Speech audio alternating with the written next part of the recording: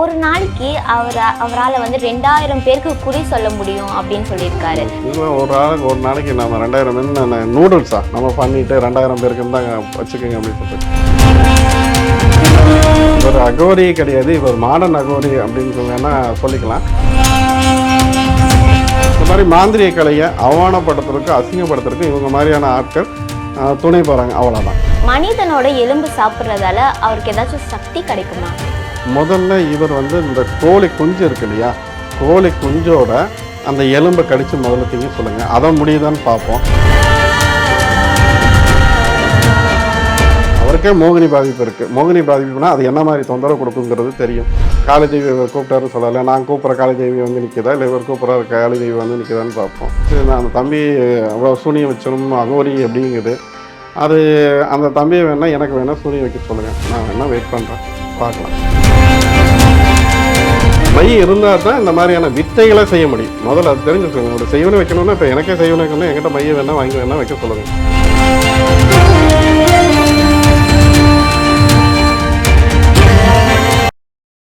Reflect நேயர்களுக்கு வணக்கம். இன்னைக்கு நம்ம கூட யார் இருக்காங்கன்னு பார்த்தீங்கன்னா ஸ்ரீ வராகி சித்தர் அவங்க தான் இருக்காங்க. ஆன்மீகம் பற்றி நிறைய கேள்வி நமக்குள்ளே இருக்கும், அதெல்லாம் கேட்டு தெரிஞ்சுக்கலாம் வாங்க. வணக்கம் சாமி. வணக்கம்.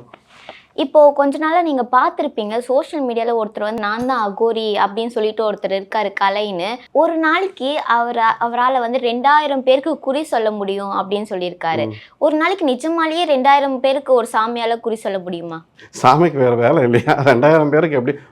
நீங்களே அது லாஜிக்கே யோசிச்சிங்களா? ஒருத்தருக்கு குறி சொல்லணும்னா அவன் ஒரு தன்னோட கஷ்டத்துக்காக தான் வந்திருக்கான். அவன் கேட்குற கேள்வி குறைஞ்சபட்சம் ஒரு 3லேருந்து ஒரு 8 கேள்வியாவது கேட்பான், இல்லை ஒரு 10 கேள்வியாவது கேட்பான். அந்த 10 கேள்வி கேட்டு அவன் முடிக்கிறதுக்கு அவனுக்கான டைமிங் எவ்வளோ ஆகும் யோசிச்சு பாருங்கள். ஒரு ஆளுக்கு குறி சொல்கிறதுக்கு இப்போ வந்து உட்காந்தாங்கன்னா வந்தாங்க உனக்கு நல்லது நடந்துருப்போ அப்படிங்கிறத இங்கே சொல்கிறதுக்கெல்லாம் இல்லை. உன்னோட நீ இதுக்காக வந்திருக்க, இந்த நோக்கத்துக்காக வந்திருக்க, இந்த விஷயம் காரியம் ஜெயமாக இதெல்லாம் சொல்லி முடிக்கிறதுக்கு ஒரு ஆளுக்கு குறைஞ்சபட்சம் ஒரு 10லேருந்து 20 நிமிஷம் ஆகிடும். நீங்கள் இந்த ஒரு ஆளுக்கு 20 நிமிஷம் ஆகும்போது 10 பேருக்கு நீ என்ன டைம் போட்டுக்குங்க, இல்லை ஒரு 50 பேருக்கு டைம் போட்டுக்குங்க, என்ன ஆகும்? இதில் ஒரு ஆளுக்கு ஒரு நாளைக்கு நம்ம 2000 நூடுல்ஸா நம்ம பண்ணிவிட்டு 2000 பேருக்கு தான் வச்சுக்கோங்க அப்படின்னு சொல்கிறேன். அது சாத்தியம் இல்லை. நம்ம இறந்து போகிறதும் பிறக்கிறதும் வந்து கடவுள் கையில் தான் இருக்குது. ஆனால் அவர் என்ன சொல்கிறாரு, காளியை நான் பார்த்தேன், காளியை வந்து எனக்கு 30 வயசில் ஜீவ சமாதி பண்ணணும் அப்படின்ற மாதிரி சொன்னாங்க. ஆனால் எனக்கு ஃபேமிலி இருக்கிறதால நான் கொஞ்சம் தள்ளி போட்டிருக்கேன், என்னோட ஜீவ சமாதியை நானே குறித்து வச்சுருக்கேன் அப்படின்ற மாதிரி சொல்லியிருக்காரு. இது எப்படி நீங்கள் ஏற்றுக்கிறீங்க, எந்த மாதிரி பார்க்குறீங்க? இல்லை, ஜீவ சமாதி அடைகிறேன்னா யாரும் சொல்லிட்டு எனக்கு இன்னைக்கு இருக்கிறது நாளைக்கு மாற்றி வச்சுக்கிறேன், நாளானைக்கு மாற்றி அப்படி எந்த மகானும் யாரும் சொன்னதே கிடையாது. அதான் சொல்கிறேனே, இவர் அகோரி கிடையாது, இவர் மாடர்ன் அகோரி அப்படின்னு வேணா சொல்லிக்கலாம். அப்படி யாரும் அந்த மாதிரி காலத்தை மாற்றி வச்சுக்க. குடும்பம் சொல்லலே, உனக்கு குடும்பம் வேணும்னா நீ குடும்பம் அந்த இல்லற வாழ்க்கையில் இருந்துட்டு போயிடலாமே. யாரும் வேண்டான்னு சொல்ல, நீ யாரும் கட்டி வைக்கல, உன்னை துறவரம் போன்னு சொல்லவே இல்லைங்க. உனக்கு ஒரு நல்ல லைஃப் இருக்குன்னா அதுலேயே இருக்கலாம். இது அதனால் வந்து இங்கே அகோரியோட பேரையும் புகழையும் கெடுக்க வேண்டாங்கிறத என்னோட இது. சாமி பேர் சொல்லிட்டு போய் சொல்றாங்க இல்லையா, சோ இதுக்கு அவங்களுக்கு எந்த மாதிரி தண்டனை கிடைக்கும்னு கேட்குறேன். சாமி பேரை சொல்லிட்டு போய் சொல்றாங்க, இது எல்லாரையும் நீங்க குறிக்கிற மாதிரி தான் நீங்க கேட்குறீங்க. எல்லாரையும் கிடையாது. இல்லை, இது இயல்பா இருக்கிற கொஸ்டின் தான். இது எல்லாருக்குமே பொதுவாக மனசுல இருக்கிற கொஸ்டின் தான். இப்போ சாமி பேரை சொல்லிட்டு யார் இப்போ இது கெட்ட விஷயமோ இல்லை ஏமாத்துற வேலையோ செய்கிறாங்கன்னா, நம்ம ஒருத்தங்கிட்ட அவங்கள அப்ரோச் பண்ணும்போதே நமக்கு தெரிஞ்சு இல்லையா, அவங்க நல்லதுக்கு பண்ணுறாங்க, அவங்க கெட்டதுக்கு பண்ணுறாங்க, இல்லை என்ன விஷயத்துக்காக இவங்க நம்மக்கிட்ட இப்படி பேசுகிறாங்க, அப்படி நடந்துக்கிறாங்கங்கிறது தெரியும் இல்லையா. இதை விட்டுட்டு போய் அவனோட தேவையை பொறுத்து நம்ம இப்போ என்ன நினச்சிக்கிறாங்க, மாந்திரிங்கிற ஒரு இதோ இல்லை ஆன்மீகங்கிற ஒரு இதோ இப்போ எல்லோரும் ஈஸியாக சொல்லிட்டு போயிடுறாங்க.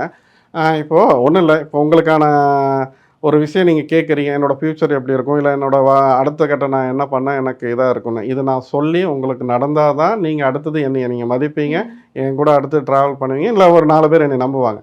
இதில் இப்போது இந்த மாதிரியான ஆட்களை எத்தனை பேர் இது பண்ண முடியும்? ஏன்னா அதாவது வந்து ஒரு காற்று, இந்த சூறாவளி காற்று வந்துட்டு போகுது இல்லையா, அந்த மாதிரி வந்துட்டு ஒரு இதில் வந்துட்டு போகிறது, அவ்வளோதான். இவங்களாம் ரொம்ப நீண்ட காலம் இருக்க முடியாது. என்னென்னா இந்த மாதிரி மாந்திரிய கலையை அவமானப்படுத்துறதுக்கு அசிங்கப்படுத்துறதுக்கு இவங்க மாதிரியான ஆட்கள் துணை போகிறாங்க, அவ்வளோதான். அதுதான் உண்மை. நம்ம இப்போ இந்த பையனை வந்து நம்ம குறை சொல்கிறதுக்கோ இல்லை குறைச்சி மதிப்பிடுறதுக்கோ இல்லை. உன்னைய நம்புகிறாங்கன்னா 4 பேர் நம்புகிறாங்கன்னா அவங்களுக்கு உண்மையாக நீ அதை தேவையில்லாத உன்னோட வாய்ஜாலத்தால் அதை இருக்கிறவங்க பேரையும் கெடுக்காத.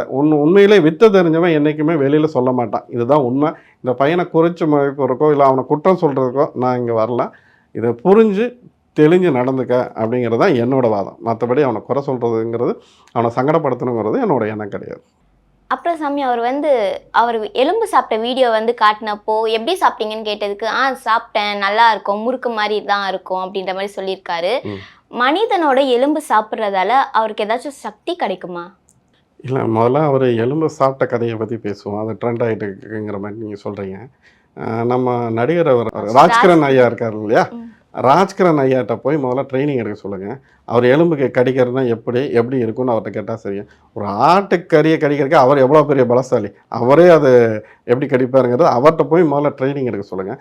முதல்ல இவர் வந்து இந்த கோழி குஞ்சு இருக்கு இல்லையா, கோழி குஞ்சோட அந்த எலும்பை கடித்து முதல்ல திங்க சொல்லுங்கள். அதை முடியுதான்னு பார்ப்போம். அதுக்கப்புறம் வந்து இவர் மனித எலும்பு திங்கிறத பற்றி மற்றதை பேசுவோம். அதான் பேசுனா அந்த பையனை குறை சொல்கிற மாதிரியே இருக்கும். இதெல்லாம் தேவையா? அதுக்கு நீங்கள் முதல்ல பார்த்துருக்கணும். அவர் எலும்பை சாப்பிட்டாரா இல்லைன்னா முறுக்க சாப்பிட்டாராங்கிறத நீங்கள் பார்த்துருக்கணும். அவர் முறுக்க சாப்பிட்டுட்டு எலும்பை சாப்பிட்டான்னு சொன்னார்னா என்ன பேச முடியும்? எலும்பை சாப்பிட்றதுக்கு என்ன? இப்போ மயானத்தில் இவரே க்ளீன் பண்ண சொல்லிடலாமே, போங்க எல்லா எலும்பையும் சாப்பிடுங்க அப்படின்னு சொல்லிடலாமே. அவர் தான் முறுக்கு சாப்பிட்ற மாதிரி சாப்பிடுவாரா? அதை ஏன் உட்காந்து எரிச்சுக்கிட்டு? அதெல்லாம் எலும்பெல்லாம் வந்து அவ்வளோ சீக்கிரம் அவர் தான் சொல்லணேன். அவர்கிட்ட இருக்க பிரச்சனையும் முதல்ல தீர்க்க சொல்லுங்கள். எலும்பு சாப்பிட்றதுலாம் இந்த கோழி குஞ்சு இருக்கு இல்லையா, கோழி குஞ்சோட எலும்பு வேணால் இவர் சாப்பிட்லாம். அதை வேணால் கொஞ்சம் மெனக்கட்டாருன்னா சாப்பிட்லாம். இங்கே மனித எலும்பெல்லாம் சாப்பிட்றதுக்கு இவருக்கு அதுக்கான சக்தி கிடையாது, இவர் அதுக்கான திராணி கிடையாது. இன்னொன்று என்னென்னா இவர் நான் காளியை பார்த்தேன்.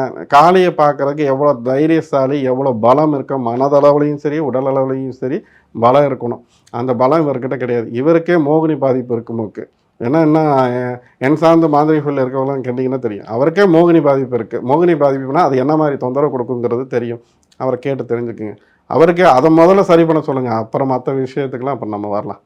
அகோரின்றது எல்லாத்தையுமே துறந்தவங்க தான் அகோரின்னு சொல்லுவாங்க. ஆனால் இவர் அவங்க ஃபேமிலி கூடயே தான் இருக்காரு. ஆனால் அகோரின்னு சொல்லிட்டு சுற்றுறாரு, செய்வினை இது எல்லாமே பண்ணுறாரு. அகோரி என்னெல்லாம் பண்ண மாட்டாரோ அதெல்லாமே இவர் பண்ணுறாரு. ஸோ இதை நீங்கள் எப்படி பார்க்குறீங்க? அகோரி குடும்பத்தோடு இருக்காரு, இல்லை அது இவரோட தனிப்பட்ட வாழ்க்கை. இவர் சம்மந்தம் இல்லாமல் அகோரிங்கிற ஒரு வார்த்தையை சேர்த்தார். இதையா போய் நம்ம அகோரிங்களை போய் தான் சொல்லலாம். அகோரிங்களுக்கு ஒரு வரலாறே இருக்குது. நம்ம அந்த வரலாறு கொண்டு வந்து இவர் கூட கம்பேர் பண்ணி அவங்க அகோரிங்களோட அந்த பேரை நம்ம கெடுக்க வேண்டாம். அதனால் அவருக்கு இந்த அகோரிகள் இவரோட வாழ்க்கை முறையை நம்ம டச் பண்ணவே வேண்டாம். அப்போ அகோரி இப்போ சரி இவர் என்ன சொல்கிறாரு, நான் பிணம் சாப்பிட்டேன், அப்புறம் நிறைய இதெல்லாம் சாப்பிட்டேன் அப்படின்னு சொல்கிறாரு. ஏன் இப்போ வர சொல்லுங்கள், என் முன்னாடி உட்காந்து பிணம் சாப்பிட சொல்லுங்கள், பார்ப்போம் இவர் சாப்பிட்றாரா இல்லையான்னு பார்ப்போம். காளி தேவி இவர் கூப்பிட்டாருன்னு சொல்லலை, நான் கூப்பிட்ற காளி தேவி நிற்கிதா, இல்லை இவர் கூப்பிட்றாரு காளி தேவி நிற்கிதான்னு பார்ப்போம். இவர் குடும்ப வாழ்க்கையில் இருக்கட்டும், நம்ம இல்லைன்னு சொல்ல. இன்றைக்கி சித்தர் பெருமக்களே நம்ம குடும்ப வாழ்க்கையில் இருந்திருக்கோம். அது அவரோட தனிப்பட்ட வாழ்க்கை. நம்ம அதுக்குள்ளே நம்ம போகணும்னா குடும்பத்தை நம்ம இதில் உள்ளே இழுக்க வேண்டாம். இவர் சொல்கிறது, இவர் பேசுகிறது ஒரு சில தேவையில்லாத, அதாவது சிலருக்கு வாய்ச்சனி அப்படின்னு சொல்லுவாங்க இல்லையா, அந்த மாதிரி இவருக்கு இப்போ வாய்ச்சனி. ஒரு கிடைச்ச பேரும் புகழையும் இவரை நம்பி இருக்கவங்களையும் இவரோட வாயால் கெடுத்துக்கிறாரு. அப்புறம் இன்னொரு விஷயம் என்ன சொல்கிறாருன்னா, சூனியம் பண்ண முடியும், நான் பண்ணுவேன், அவங்கள சாய்ச்சிருவேன், இவங்கள சாய்ச்சிருவேன், முடிஞ்சால் சிஎம் ஆக்கிடுவேன், எம்பி ஆக்கிடுவேன் அப்படின்னு நிறைய சொல்கிறாரு. அப்புறம் ஒருத்தரங்களை அழிச்சிருவேன் அப்படிங்கிறாரு. ஒரே விஷயம் தான், அந்த தம்பி அவ்வளோ சூனியம் வச்சிடும் அகோரி அப்படிங்குது. அது அந்த தம்பியை வேணால் எனக்கு வேணால் சூனியம் வைக்க சொல்லுங்கள், நான் வேணால் வெயிட் பண்ணுறேன், பார்க்கலாம் என்ன நடக்குதுன்னு பார்ப்போம். முடிஞ்சால் எனக்கு சூனியம் வைக்க சொல்லுங்கள். நீங்கள் அவருக்கு வைக்க முடியுமா? ஏன்னா அவர் இப்படி பொய்யெல்லாம் சொல்லிட்டு சுற்றிட்டு இருக்காரு இல்லையா? இல்லை, நம்மளை பொறுத்த வரைக்கும் சூனியம் வைக்கணும்னா வைக்கலாம். சரியா, வைக்க முடியாதுன்னு கிடையாது. சூனியம் வைக்கணும்னா வைக்கலாம். நமக்கு அதுக்கான நோக்கம் கிடையாது, நம்மளோட எண்ணமும் அது கிடையாது. நம்ம நல்லதுக்கு மட்டும்தான் நான் இது வரைக்கும் நின்றுருக்கேன். இன்றைக்கி நல்லதுக்காக மட்டும்தான் நம்ம வாழ்ந்துட்டு இருக்கோம்.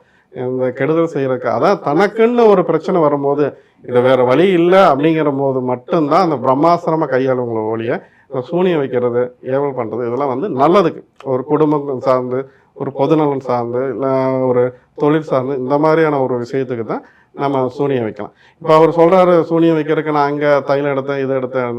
முதல்ல சூனியம் வைக்கிறதுக்கு, செய்வனை பண்ணுறதுக்கு, ஏவல் பண்ணுறதுக்கு முக்கியமாக இப்போ இருக்க காலகட்டத்தில் கருமுறையில் தான் பண்ண முடியும். இப்போ கருமுறையில் பண்ணோம்னா அதுக்கு உண்டான அவர்கிட்ட மையம் இருக்கான்னு கேளுங்க, இல்லைன்னா நான் வேணால் தரேன். அந்த மையம் வேணால் இப்போ உங்களுக்கு அறிமுகப்படுத்துகிறேன். இப்போது அவர் சொல்கிறாரு, நான் சூனியம் பார்ப்பேன், சூனியம் பண்ணுவேன் அப்படிங்கிற மாதிரி அவர் சொல்லிட்டு இருக்காரு. சூனியம் பண்ணுறதுக்கு என்ன வேணுங்கிறது அவருக்கு முதல்ல தெரியுமா என்னங்கிறது தெரியல. இப்போது இது இப்போ மயானத்துலேருந்து உங்களுக்கு காட்டுறதுக்காக நான் பொருள் எடுத்துகிட்டு வந்தேன். விஜயகாந்தோட ஆன்மாவுக்கு அப்புறம் நான் இன்னைக்கு காட்டுற அடுத்த பொருள் இது. இது இது என்னன்னா வந்து இப்போ கை ஃபுல்லாக எனக்கு பார்த்தீங்கன்னா அந்த சாம்பல் தான் ஒட்டியிருக்கு. இது மயான சாம்பல். ஏன்னா சுடுகாட்டில் தான் நம்ம இது வைக்கிறது. இது என்னன்னா வந்து இது சண்டால கரும்பாங்க. சுடலை சண்டால கரு அப்படிம்பாங்க. இது என்ன வேலை செய்யும்னா, இது கெடுதல் அழித்தல் வேலையை மட்டும்தான் செய்யும். இது நல்லதே செய்யாது. இப்போ இந்த மையை எடுத்து இப்போ யாருக்கு சூனியம் பண்ணணுமோ, இல்லை யாருக்கு அந்த செய்வனை வைக்கணுமோ, யாருக்கு ஏவல் பண்ணணுமோ, அவங்களுக்கான எந்திரம் எழுதி, அவங்களுக்கான அந்த அவங்கள சம்மந்தப்பட்ட பொருளோ, மற்ற எந்த ஒரு விடையும் நம்மக்கிட்ட என்ன கிடைக்குதோ, அதுக்கு இந்த மையை உயிர் கொடுத்து, நம்ம மயானத்தில் உட்காந்து அதுக்கு உண்டான ஏவல் தெய்வத்தை வச்சு ஏவி விட்டோம்னா, ஒரு நாளில் இருந்து 10 நாளையும் நடக்கும், 3 நாளையும் நடக்கும், 8 நாளையும் நடக்கும், 42 நாள் நடக்கும். ஆனால் சொன்ன மாதிரி நடந்து முடியும். இது செய்யறதுக்கு இந்த மாதிரியான ஒரு மை வித்தை இதெல்லாம் வேணாம். ஒரு போகிற போக்கில் தைலம் இருக்குது, அது இருக்குது, இது இருக்குது அப்படின்னு சொல்லியிருப்பாங்க. ஆனால் இந்த மாதிரி செய்கிறதுக்கு இந்த மாதிரியான மை இருந்தால் தான் இந்த மாதிரியான வித்தைகளை செய்ய முடியும். முதல்ல அது தெரிஞ்சு சொல்லுங்கள். ஒரு செய்வனை வைக்கணும்னா, இப்போ எனக்கே செய்வனை வைக்கணும்னா என்கிட்ட மையை வேணால் வாங்கி வேணால் வைக்க சொல்லுங்கள். அதான் சொல்லலாம். அவர் சும்மா போகிற போக்கில் சொல்லிட்டு போயிடாரு. இது வந்து பார்த்தீங்கன்னா அந்த அளவுக்கு அது வேலை செய்யும். சண்டால கரும்பாங்க. சண்டால கருங்கிறது அழிவு மட்டும்தான். ஒருத்தனை பைத்தியமாக்கணும்னாலும் சரி, ஒருத்தனை கெடுக்கணும்னாலும் சரி, ஒரு குடும்பத்தை கெடுக்கணும்னாலும் சரி, இந்த மாதிரியான அழிவு வேலைங்களுக்கு இது பயன்படும். இந்த மாதிரியான காரியத்தை நம்ம பயன்படுத்துறதில்ல. ஒரு உதாரணத்துக்கு புரிதலுக்காண்டி இதை நம்ம எடுத்துகிட்டு வந்திருக்கோம், அவ்வளோதான். மற்றபடி வேறு ஒன்றும் கிடையாது. அகோரிகள் சாமி ஆடுவாங்களா? இல்லை, அவர் அகோரியே கிடையாதுன்னு சொல்லியாச்சு. அப்போ நீங்கள் அகோரி சாமி ஆடுவாரா? அகோரிங்களோட நிலையே வேற. அவங்க முதல்ல எப்படி இருப்பாங்கிறத முதல்ல உணர்ந்து வர சொல்லுங்கள். இல்லை யூடியூப் சேனலையாவது பார்த்துட்டு வர சொல்லுங்கள். இல்லை என் கூட வர சொல்லுங்கள், நான் கூட்டிக் கொண்டே காட்டுறேன். அவங்களோட எண்ண அலைகள் வேற, அவங்க இருக்கிற நோக்கம் வேற. நீங்கள் போனீங்கன்னா இப்போ அங்கே போய் சாமியால் ஆட மாட்டாங்க. அவங்களோட நிலைமையே வேற. அவங்க ஒரு உச்சகட்ட, அது என்ன சொல்கிறது, ஆன்மீக போதையும்பாங்களா, இதை அப்படி தானே புரிய வைக்க முடியும். ஆன்மீக போதையெல்லாம் உச்சம் தொட்டு இருப்பாங்க. இங்கே வந்து அந்த உட்காந்து அவங்க சாமி ஆடிக்கிட்டு குறி சொல்லிக்கிட்டு, இந்த நீ நல்லா இருப்பா, நீ இந்த கனி வச்சுக்க, அது வச்சுக்க, உனக்கு பேய விரட்டுறேன், அந்த கதையெல்லாம் இங்கே அவங்ககிட்ட கிடையாது. அவங்க அதிலெல்லாம் ஆன்மீகத்தில் உச்சம் தொட்ட ஆட்கள் அகோரிகள் வந்து. அவங்க வந்து இந்த மாதிரி உட்காந்துட்டு சாமி ஆடிட்டு இந்த குறி சொல்லிட்டு, நீ வாப்பா உனக்கு நல்லது ஆயிடுச்சு, இல்லை உனக்கு இந்த மாதிரி கெட்டது ஆயிடுச்சு, அது இதுன்னு சொல்கிறதுக்குலாம் அவங்களுக்கு அதுக்கான வேலையே கிடையாது. அதான் சொல்லலை, அகோரின்னா யாருங்கிறது அவர் முழுமையாக தெரியலை. நம்ம அகோரியில் பார்த்தா அதான் நம்ம ஒரு சில தகவலை எடுத்து சொல்லியிருக்கேன். இதை வச்சாவது அவர் பிடிச்சிக்கட்டும், தெரிஞ்சுக்கட்டும்.